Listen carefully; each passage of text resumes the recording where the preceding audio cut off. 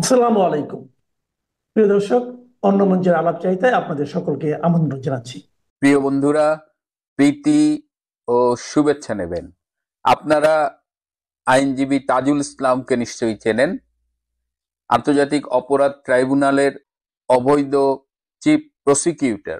এই আগস্টে সরকারকে জোরপূর্বক উৎখাতের পরে এই যে 71 সালের যুদ্ধ অপরাধের বিচারের জন্য যে আন্তর্জাতিক অপরাধ ট্রাইব্যুনালটি গঠিত হয়েছিল, সেটিকে অত্যন্ত বেআইনি অধ্যাদেশের মাধ্যমে অনেক কিছু অদল বদল করে সেখানে এখন তথাকথিত জুলাই আগস্টের গুম হত্যা অনেক কিছুর বিচার ইনক্লুড করেছে দেখলাম।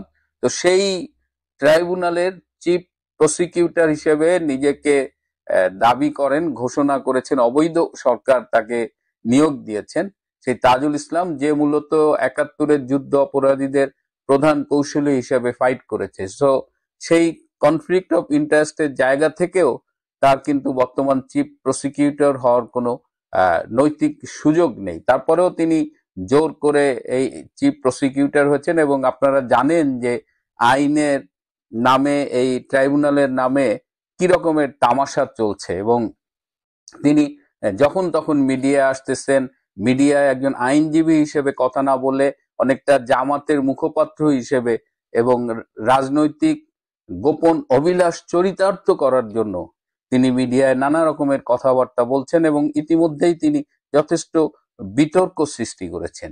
এই প্রেক্ষিতে তাকে সম্প্রতি সেনা সদরে ডেকে নিয়ে একজন মেজর জেনারেল পর্যায়ের কর্মকর্তা তাকে রীতিমতো শাসিয়েছেন। তাকে বলা হয়েছে যে আপনি আইনের লোক, আইনের একটি কাজে নিয়োজিত, সেটি বাদ দিয়ে আপনি যে কাজগুলো করছেন তাতে মনে হচ্ছে আইনের চাইতে আপনার রাজনৈতিক উদ্দেশ্যটা বোধহয় মুখ্য। এবং পুরো সময়টা আহ, আহ, এই তাজুল ইসলামকে বেশ ভীত সন্ত্রস্ত রাখছিল এবং তিনি মোটামুটি চুপচাপ বসেই ছিলেন, তার পক্ষে বলবার মতো তেমন কিছু ছিল না।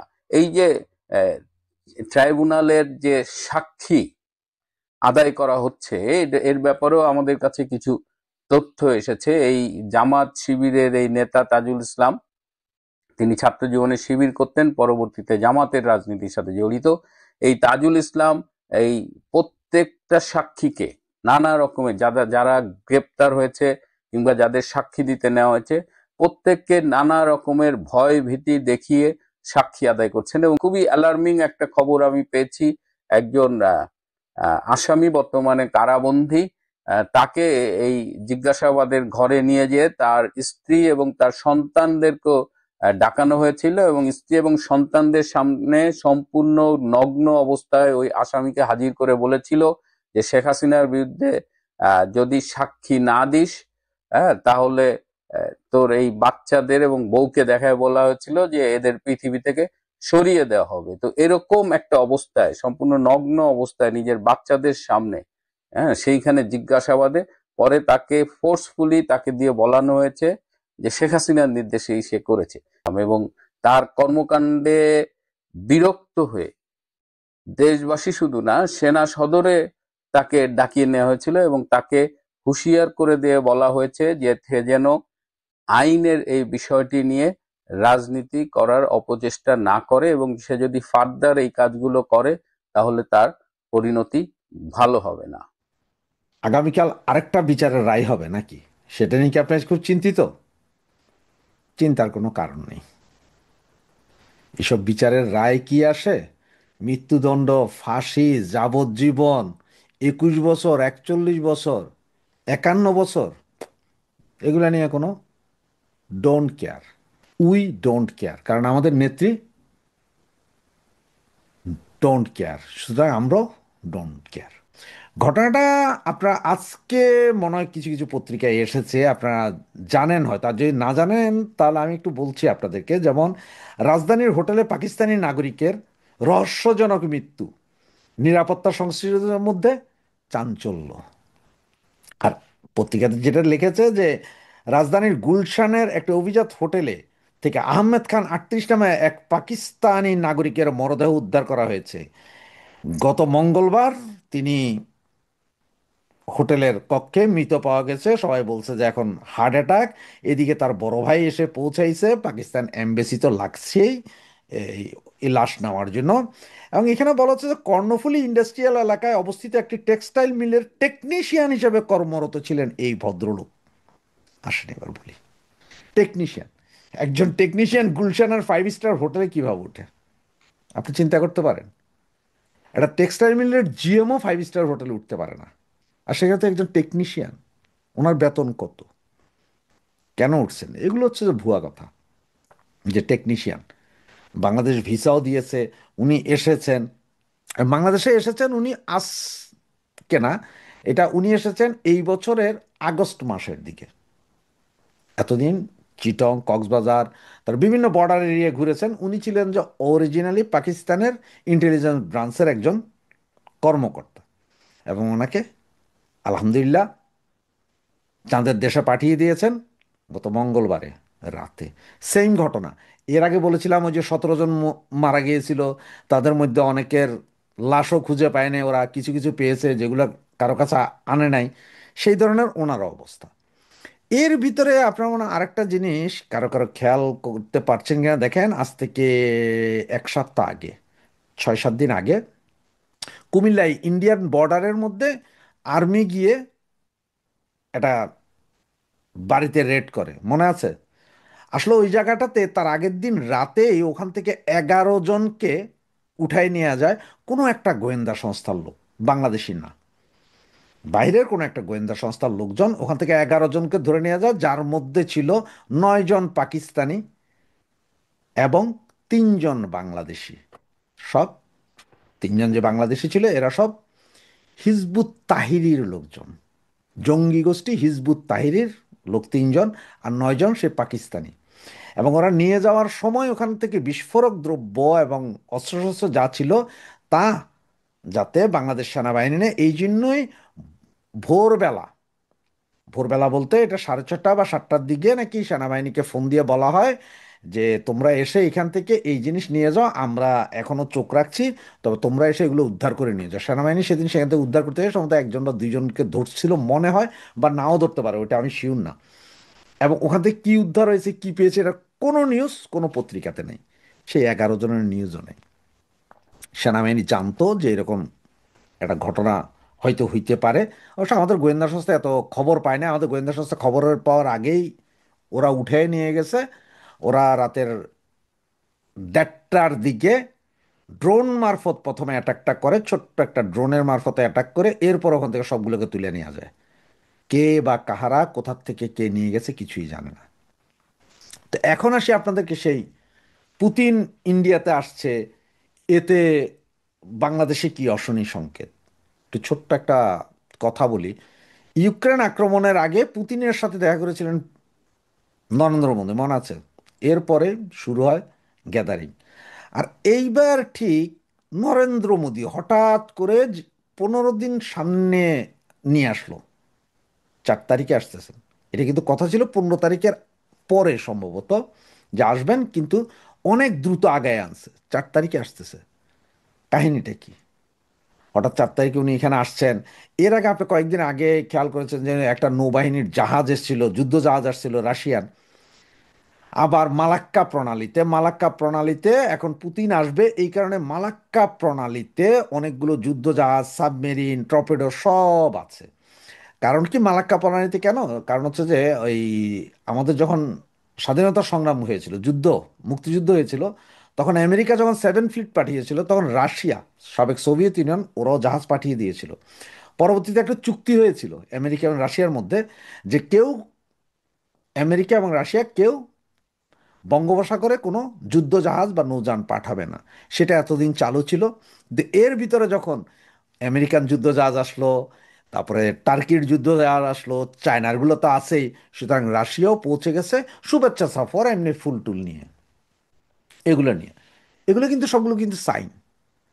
এবং আপনার এই যে রজার খলিল বা আমাদের নিরাপত্তা উপদেষ্টা, ওনাকে দেখলেন আপনার ইন্ডিয়া থেকে দৌড়ে চলে গেল আবার দোহায়, সেখানে যে বিশেষ মিটিং, সেই মিটিং থেকে উনি ফিরে আসছেন শুক্রবার রাতে, ফিরে আসছেন শনিবার সকাল 11টা থেকে উনি দিনের প্রায় 2টা পর্যন্ত 3 ঘন্টার একটা টানা মিটিং করতে হয়েছে আমেরিকার সার্চ দ্য অ্যাফেয়ার্স এখন যে আছে তার সাথে। ওনার রাজার খলিলের গুলশানের বাসভবন, সম্ভবত 33 নম্বর না কত বাসভবনটার নাম্বার, সেখানে দীর্ঘ 3 ঘন্টা। কারণ হচ্ছে তার সাথে কথা হয়েছে এই জন্য যে ওই যে দিল্লিতে এর কথা, তারপরে আপনার ইয়ের কথা, দোহার কথা, এগুলো সব, এবং লাস্ট আমেরিকা বুঝিয়ে দিয়েছেন যে কিভাবে কি হবে। তো এগুলো সবই কিন্তু একটা সাইন। আবার এখন লোকমুখে শোনা যাচ্ছে, আমি বলছি না ভাই, লোকমুখে শোনা যাচ্ছে সম্ভবত 3 তারিখ থেকে ছোটখাটো আকারও সম্ভবত একটা স্ট্রাইক হইতে পারে বাংলাদেশের উপরে। বাংলাদেশের উপর স্ট্রাইক হইতে পারে। বাংলাদেশ হয়তো সেনা সমাবেশ হইতে পারে, সেনাবাহিনীর লোকজন ঢুকতে পারে। কোন দেশে ঢুকে সেটা এখনো জানি না, হ্যাঁ, আমি বলি নাই, এটা শোনা যাচ্ছে আর কি। এবং সেখানে আবার আমাদের রংপুর ডিভিশন থেকে প্রায় 12,000 সৈন্য ওই অঞ্চলের বর্ডারে নিয়ে যাওয়া হচ্ছে, যে পার্শ্ববর্তী রাষ্ট্রের 2.5 লাখ সেনার সাথে এই 12,000 যুদ্ধ করবে ঢিলাকুলু নিয়ে। বুঝতে পারছি। তো এই অবস্থায় 3 থেকে 6 তারিখের ভিতরও নাকি অনেক কিছু ঘটতে পারে। আবার কিছু কিছু পত্রিকা, কিছু কিছু ইউটিউবার তো বলতেছে যে 6 তারিখে বিশাল একটা ভূমিকম্প হইতে পারে। ওইটা চন্দ্র গ্রহ নক্ষত্র মাইপা ভূতাত্ত্বিক জরিপ কইরা এরা নাকি দেখছে যে একটা বিশাল ভূমিকম্প হবে। তো ভূমিকম্পের আভাস কখনো দেওয়া যায় না, বন্যার আভাস দেওয়া যায়, ভূমিকম্পের আভাস কেউ আজ পর্যন্ত দিতে পারে নাই তবে বাংলাদেশে। সেই ভূমিকম্প আসলে কোনটা? সেই ভূমিকম্প কি কোনো ড্রোন মিসাইল এসে পড়ার ভূমিকম্প নাকি? আবার কিছু কিছু ইউটিউবার বলেছেন যে আপনার বিভিন্ন সেনা ক্যাম্প থেকে আপনাদের যাদের আত্মীয় স্বজন আছে তারা একটু বেরিয়ে যান, ওই চট্টগ্রাম বিভাগ এবং রংপুর বিভাগের ওই সব অঞ্চল থেকে লোকজন আপনার ঢাকার দিকে থাকেন। ওই সব অঞ্চলে আসলে কোথায় কী হবে জানা যায় না, তবে সব কিছুতে একটা বিপদের সংকেত আপনারা পাবেন। সজীব আয়োজক জয় বলেছে কি, -2। তারেক জিয়া নিজের অপারগতা স্বীকার করছে গত 2 দিন আগে। সব কিছু নিয়ে একটা গুমোট পরিস্থিতি। আবার এখানে জামাতিরা তো লেগেই আছে একের পর এক, শুধুমাত্র কি দাও, রায় দাও, ফাঁসি দাও, রায় দাও, ফাঁসি দাও। এর ভিতরে এই কোর্ট এগুলো নিয়েও ইন্টারন্যাশনালি কেউ খুশি না। এদিকে আপনার কমনওয়েলথ, কমনওয়েলথ কিন্তু বহুত বড় সংস্থা। কমনওয়েলথ বলে দিয়েছে যে আপনার আওয়ামী লীগ ছাড়া নির্বাচন হবে না। বিশ্বের বিভিন্ন দেশ বলছে নির্বাচন হবে না। খলিল সাহেবের আন্ডার প্যান্ট ছাড়া লুঙ্গি পরে দৌড়াদৌড়ি এই দেশ ওই দেশ। সেইখানে আবার সিআইএ এর পদকপ্রাপ্ত কাতারের আমিরের সবচেয়ে বিশ্বস্ত লোক, ওনারা যে ওখানে কথা বলা, 2 দিন আগে পাকিস্তানি গোয়েন্দা সংস্থার লোক মারা যাওয়া, এবং আরও 9 জন পাকিস্তানি গোয়েন্দা সংস্থার লোককে কুমিল্লা থেকে উঠিয়ে নিয়ে যাওয়া, এগুলো সব মিলাইলে আপনারা বুঝতে পারবেন যে বাংলাদেশে এখন অনেক কিছুই ঘটছে। অনেক কিছু আমরা দেখতে পাচ্ছি, অনেক কিছু দেখতে পাচ্ছি না। ওই যে বলে একটা ডিপ স্টেটের খেলা বলেছিলেন, আমরা বলছিলাম ডিপ স্টেট, সব দেশেরই ডিপ স্টেট আছে। আর ডিপ স্টেটের খেলাটা এমন যে আপনি ঘটনা সত্য, প্রমাণ নাই, আপনি প্রমাণ করতে পারবেন না। ঘটনাটা সত্য, কিন্তু আপনি প্রমাণ করতে পারবেন না যে এই ঘটনা কে ঘটাইলো, কখন ঘটলো, কি ঘটলো। আর যখন এই গোয়েন্দা সংস্থার লোকগুলোকে ধরা হয়, মারা হয়, নিয়ে যাওয়া হয়, তখন কিন্তু কোনো দেশ স্বীকার করে না যে এটা আমাদের গোয়েন্দা সংস্থার লোক ছিল, কারণ এতে তাদের চরিত্র বরবাদ হয়ে যায়। তাই দেখেন খেলা চলছে, সাহস হারানোর দরকার নেই। আওয়ামী লীগ কর্মী সমর্থকদের বলে সাহস হারাবেন না, দেখতে থাকেন, আসলেই খেলা জমেছে। আগামী এই যে আজকে এই মুহূর্তে আপনার 1লা ডিসেম্বর, আমি আপনাদেরকে এরও আগে বলেছিলাম যে 16ই ডিসেম্বর আমাদের বিজয় দিবস, 1971 সালে যা ঘটেছিল হয়তো সেরকম আরেকটি ঘটনা আমরা চাক্ষুষ করব। তখন হয়তো আমাদের বাপদাদারা দেখেছিল, এবার হয়তো আমরা দেখে যাব। তো সেই পর্যন্ত আমি আপনাদের কাছ থেকে বিদায় নিচ্ছি। আওয়ামী লীগ ক্ষমতায় নেই, মামলাগুলোর সাজা বাতিল হয়ে গেছে, তারপরও কেন তারেক রহমান দেশে ফিরছেন না? এই প্রশ্নটি ঘুরপাক খাচ্ছিল বিএনপির কর্মীদের মনেও। বিএনপির নেতারা অবশ্য আশ্বস্ত করেছিলেন যথাসময়ে ফিরবেন তাদের দলের কাণ্ডারি, কিন্তু কেন ফিরছেন না সেই প্রশ্নের উত্তর দিচ্ছিলেন ঠাড়ে ঠোড়ে। এর আগে বেশ কয়েকবার বিএনপির কর্মীরা আশা করলেও তাদের মনের আশা পূরণ হয়নি। লন্ডন থেকে মায়ের সঙ্গে ফিরতে পারেন এমনটি শোনা গেলেও শেষমেশ সে পথেও হাঁটেননি বিএনপির ভবিষ্যতের কর্ণধার। তারপরও নির্বাচনের দিনক্ষণ যতই ঘনিয়ে আসছিল, ততই দলটির পক্ষ থেকে বলা হচ্ছিল শিগগিরই দেশে ফিরছেন তারেক রহমান। এমন শিরোনামে প্রায় প্রতি মাসই খবর এসেছে কোনো না কোনো সংবাদ মাধ্যমে। এমনকি তিনি নিজ মুখেই বলেছেন ইনশাল্লাহ ফিরছেন দ্রুতই। তবে দিন যতই গড়াচ্ছিল, তারেক রহমানের ফেরার দিন তারিখ ততই যেন নিগূঢ় রহস্য হয়ে দাঁড়াচ্ছিল। সেই রহস্যের জট খুলতে গিয়ে নিজেই আরেক রহস্য তৈরি করেছেন খোদ তারেক রহমানই। মা খালেদা জিয়া অসুস্থ হয়ে হাসপাতালে ভর্তি হওয়ার পর এ নিয়ে মুখ খুললেন তারেক রহমান নিজেই, জানালেন শঙ্কার কারণ আছে। বললেন তার ফেরাটি তার ইচ্ছাধীন নয়, কিন্তু কার ইচ্ছাধীন তার জবাব তিনি দিলেন না। স্পর্শকাতর বিষয় বলে এড়িয়ে গেলেন।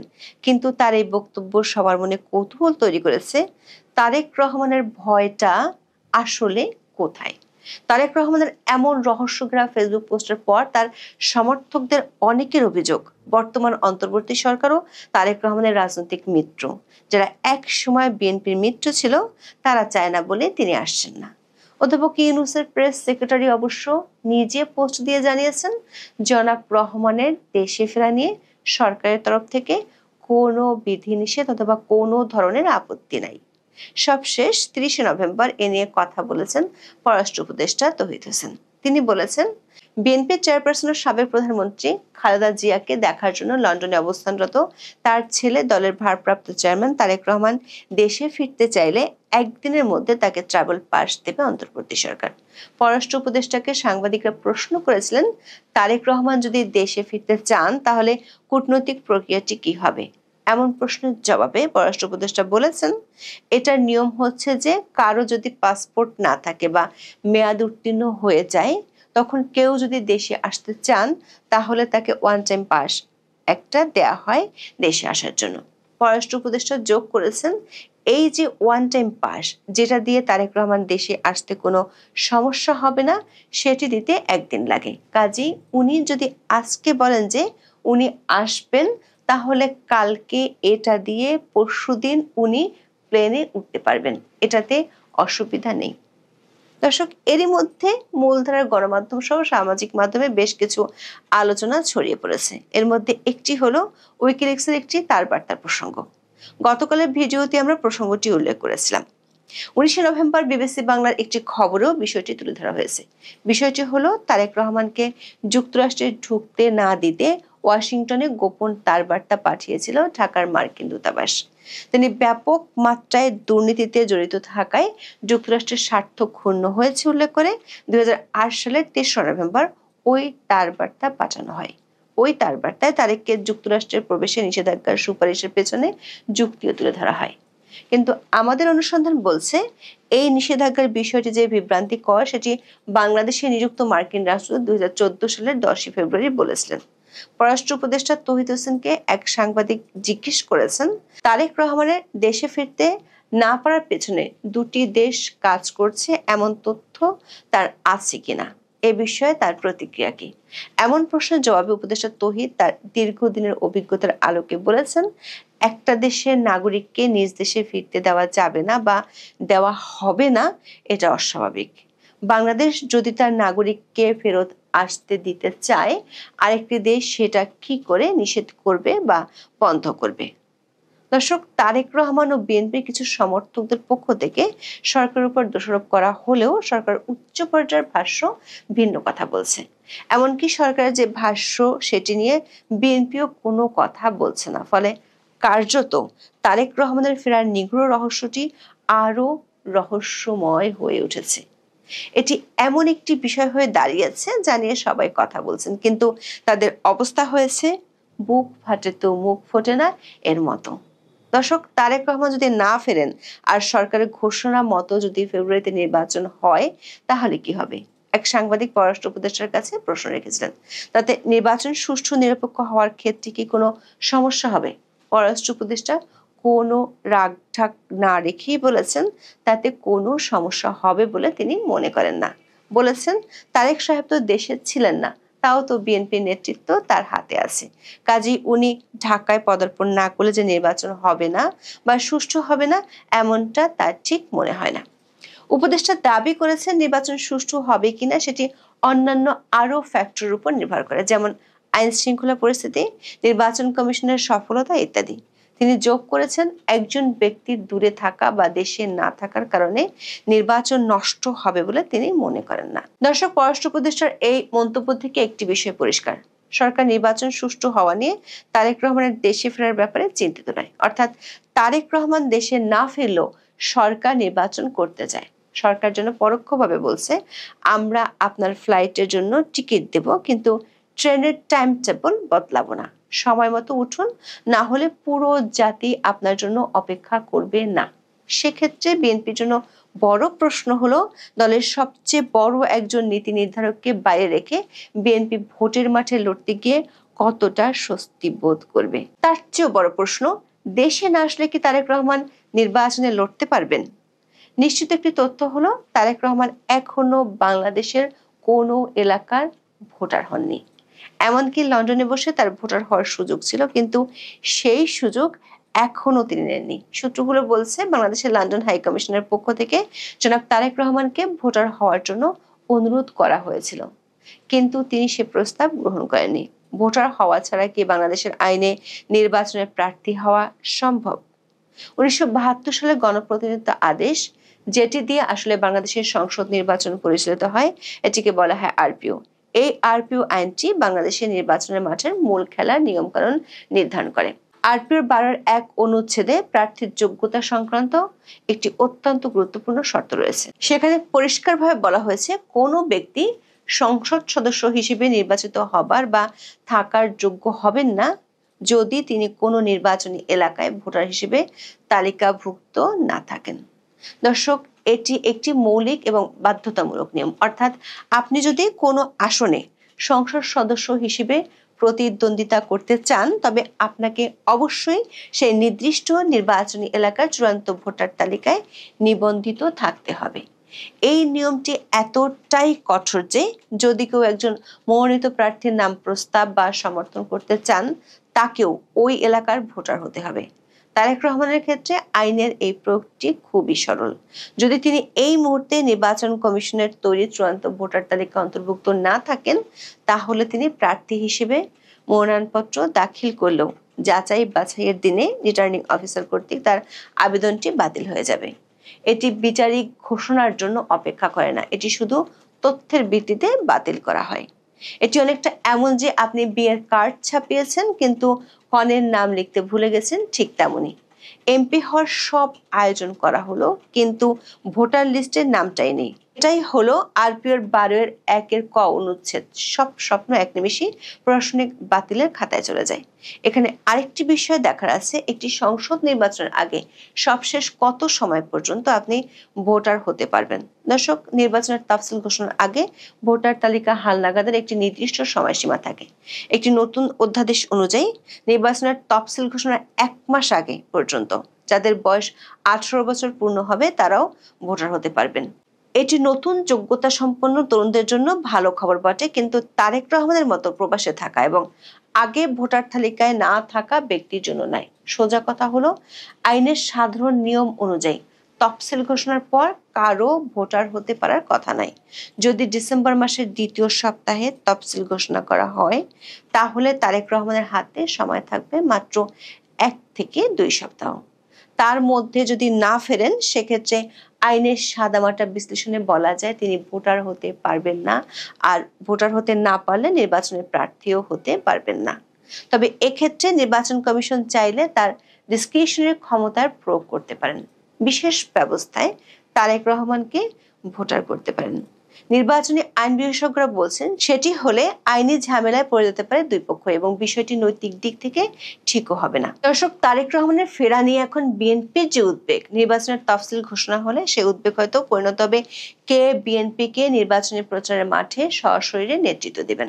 কারণ খালেদা জিয়ার শারীরিক যে কন্ডিশন, তাতে তার পক্ষে অতীতের মতো টেকনাফ থেকে তেঁতুলিয়া পর্যন্ত ছুটে বেড়ানো অসম্ভব। আমি সোজা কথা ভাই সোজা করে বলি, আমি ঘুরিয়ে পেঁচিয়ে কথা বলতে পারি না। আমি আপনাদেরকে একেবারে সেই 2024-এর 5ই আগস্টের পর থেকে বলছি যে বাংলাদেশের সরকারকে, এই যারা কিনা অভ্যুত্থান ঘটিয়েছে, একটি বিপ্লবী সরকার গঠন করা প্রয়োজন, অথবা একটি জাতীয় সরকার। বিপ্লবী সরকার গঠন না করলে এই সরকার কোনোভাবেই দেশীয় এবং আন্তর্জাতিক কোনো আইনে বৈধতা প্রমাণ করতে পারবে না। এখন পর্যন্ত কোনো বিপ্লবী সরকার গঠন করা হয়নি। এখন পর্যন্ত যা চলছে তা হচ্ছে প্রতিশোধমূলক সরকার, এবং এই প্রতিশোধমূলক সরকার বিভিন্নভাবে প্রমাণ করেছে যে তাদের মূল উদ্দেশ্য হচ্ছে ক্ষমতায় থেকে প্রতিশোধ গ্রহণ করা। বর্তমানে এনসিপি এই সরকারের প্রতি মোটামুটি সমর্থন উঠিয়ে ফেলেছে, কারণ বর্তমানে এনসিপিরা বলছে যে বর্তমান সরকারে অনেক ধান্দাবাজ বাটপার আছে। তারা নিজেরাই বলেছে, অনেকে আখের গুছিয়ে ফেলেছে, অর্থাৎ দেশের ধন সম্পত্তি লুট করছে। ডক্টর ইউনূস নিজেই বলেছিলেন যে উনি এই সকল চ্যাংরাদের দ্বারা নিয়োগপ্রাপ্ত হয়েছেন, এবং পরবর্তীতে আমরা দেখেছি যে বারবার বিএনপি বলেছে যে এই সরকারের অধিকার নেই সংবিধানকে ছুঁড়ে ফেলে দেওয়ার। সংবিধানের সংশোধনের নামে এই সকল কাজ কারবার কোনোভাবেই গ্রহণযোগ্য নয়। বর্তমান সরকার সম্পূর্ণভাবে অবৈধ, এমনকি আর্টিকেল 106-এর যেই ব্যাপারটি, ওখানেও সরকার আইন ভঙ্গ করেছে। বর্তমানে বিচারপতি নিয়োগ থেকে শুরু করে এমনকি তারেক রহমানের ব্যাপারে রায়, 21 আগস্ট গ্রেনেড হামলার রায়, সবকিছুই রায় হচ্ছে এই সরকারের নিয়োগপ্রাপ্ত, এমনকি বিএনপি সরকারের আমলে নিয়োগপ্রাপ্ত বা বিভিন্নভাবে বিএনপি প্রো বিএনপি বিচারপতিদের দ্বারা, যেগুলো আইনকে প্রশ্নবিদ্ধ করেছে। অসংখ্য মামলা হয়েছে যেগুলোর বেশিরভাগই ভুয়া, যাকে তাকে মার্ডার কেস দেওয়া হয়েছে। বাংলাদেশের জুডিশিয়ারিকে সম্পূর্ণ ধ্বংস করে ফেলা হয়েছে, বাংলাদেশের অ্যাটর্নি জেনারেল অফিসকেও ধ্বংস করে ফেলা হয়েছে। সব ক্ষেত্রে দলীয়করণ করা হয়েছে। শেখ হাসিনার বিরুদ্ধে যে সকল কথাবার্তা বলা হয়েছিল যে শেখ হাসিনা বিভিন্ন ক্ষেত্রে দলীয়করণ করেছেন, বাংলাদেশের গণতান্ত্রিক উনি ইনস্টিটিউশন ধ্বংস করেছেন, এই সরকার তার চেয়ে আরো বহুগুণে ধ্বংস করেছে সবকিছু। বাংলাদেশের বিভিন্ন রাজনৈতিক দলগুলোর ভিতরে সৌহার্দ্য ধ্বংস করেছে।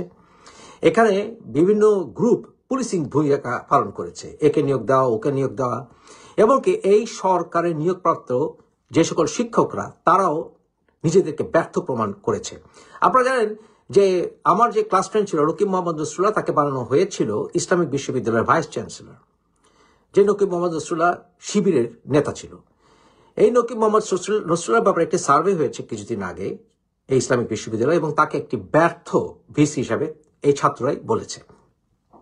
সকল ক্ষেত্রে দুর্নীতি চরম আকার ধারণ করেছে, লুটে পুটে খাচ্ছে সবাই। আজকে এনসিপির ভাগ পাচ্ছে না বলে এনসিপি দেখছে যে বিএনপির প্রতি একটু নরম হয়ে গেছে বর্তমান সরকার, অর্থাৎ বর্তমান সরকার এক্সিট পাওয়ার জন্য বিএনপির পা ধরেছে। তাই এনসিপি এখন বড় বড় কথায় গলাবাজি করছে, অর্থাৎ ইউনূস থেকে নিজেকে সরিয়ে আনার চেষ্টা করছে। তাই আমি বলবো যে বর্তমান সরকারের কোন রকম বৈধতা নেই নির্বাচন অনুষ্ঠিত করার, কোনোভাবেই না। এবং নির্বাচন অনুষ্ঠিত করলে পরবর্তীতে কোন সরকার এলে নির্বাচিত হয়ে সেই সরকারও এই নির্বাচন প্রক্রিয়াকে বৈধতা দেওয়ার ক্ষমতা রাখে না। কারণ হচ্ছে এই সরকার জোরপূর্বকভাবে একটি বৃহৎ রাজনৈতিক দলকে নির্বাচন প্রক্রিয়ার বাইরে রাখতে চাচ্ছে। যারা নির্বাচনে আসবে না ভিন্ন কথা, কিন্তু যারা আসতে পারবে না সেটাকে এনে পার্থক্য আছে। যারা অন্যায় করবে তাদের বিচার প্রক্রিয়া হোক, কিন্তু বিচার প্রক্রিয়া সুষ্ঠু হওয়ার কোনো সম্ভাবনা নেই। কারণ এই যে ট্রাইব্যুনাল গঠন করা হয়েছে সেই ট্রাইব্যুনাল সম্পূর্ণভাবে রাজনৈতিক উদ্দেশ্য প্রণোদিত, কারণ সেখানে জামাতি তাজুল ঘাড়ে চেপে বসে আছে। তাই এই বিচার প্রক্রিয়াকে কোনো মতে মেনে নেওয়া যায় না। এমনকি এই ট্রাইব্যুনালে একজন বিচারপতি আছে যে জাতীয়তাবাদী আইনজীবীর নেতা ছিল।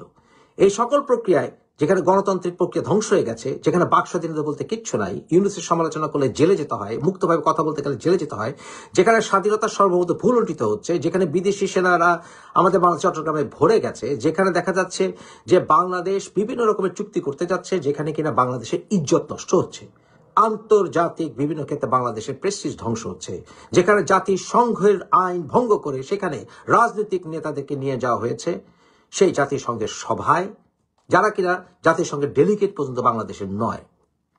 সকল ক্ষেত্রেই বাংলাদেশকে ধ্বংস করার পরিকল্পনা চূড়ান্ত আকার ধারণ করেছে। তাই অল ইনক্লুসিভ নির্বাচন করতে হলে এবং নির্বাচন গ্রহণযোগ্য হতে হলে বাংলাদেশের সংবিধানের ছোঁয়া থাকতে হবে। নাহলে এখানে রাষ্ট্রপতি কেন বসে আছেন? রাষ্ট্রপতির দায়িত্ব আছে, সেনাবাহিনীর প্রধানের দায়িত্ব, ওয়াকারের দায়িত্ব আছে একটি সুষ্ঠু নির্বাচন হোল্ড করা। আপনারা জানেন আমি এবং আমরা যারা এরশাদ বিরোধী আন্দোলনে আমরা যুক্ত ছিলাম, আমরা সেনাবাহিনীর শাসন পছন্দ করি না, কিন্তু জাতির এই ক্রান্তি লগ্নে একটি সুষ্ঠু নির্বাচন হতে হলে, নির্বাচনের পরিবেশ সৃষ্টি করতে হলে অবশ্যই সেনাবাহিনীকে ক্ষমতা গ্রহণ করতে হবে, এবং সেনাবাহিনী ক্ষমতা গ্রহণ করে সেনাবাহিনীকে সুষ্ঠু নির্বাচনের ইমিডিয়েট ব্যবস্থা করতে হবে। সেটা সেনাবাহিনী ছাড়া হবে না।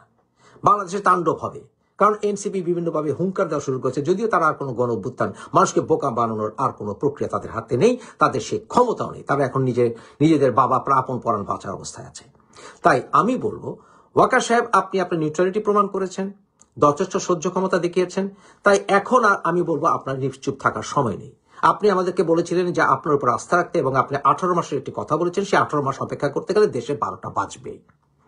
তাই জাতির বৃহত্তর স্বার্থে এবং বাংলাদেশ সেনাবাহিনীকে টুকরো টুকরো হয়ে যাওয়া থেকে রক্ষা করতে অবশ্যই ইমিডিয়েটলি আপনাকে ক্ষমতা গ্রহণ করতে হবে, এবং প্রেসিডেন্টের এই বিষয়ে পদক্ষেপ নিতে হবে। প্রয়োজনে আপনারা যেখানে শিরিনকে লুকিয়ে রেখেছেন সেখান থেকে শিরিনকে বের করে নিয়ে আসুন। যে কোনোভাবেই হোক বর্তমানে এই নির্বাচন এই সরকারের অধীনে অনুষ্ঠিত হলে গণঅভ্যুত্থানের মাধ্যমে ফেলে দেওয়া হবে। অতএব আমি বলবো, বাংলাদেশের বৃহত্তর স্বার্থে, শান্তি রক্ষার অর্থে অবশ্যই সেনাবাহিনী ক্ষমতা গ্রহণ করুন, একটি জাতীয় সরকার গঠন করুন এবং নির্বাচন দিন। ভয় পাবেন না, জাতি আপনার সাথে আছে। সমগ্র বাংলাদেশের নাভিশ্বাস হচ্ছে, বাংলাদেশ আর সহ্য করবেন এই সকল অরাজকতা। ওদের ক্ষমতা নেই কিছু করার, এবং আপনি প্রমাণ করেছেন আপনি নিউট্রাল। জেনারেল ওয়াকারকে বলছি, আমরা আপনার সাথে আছি। Take power now, now is now.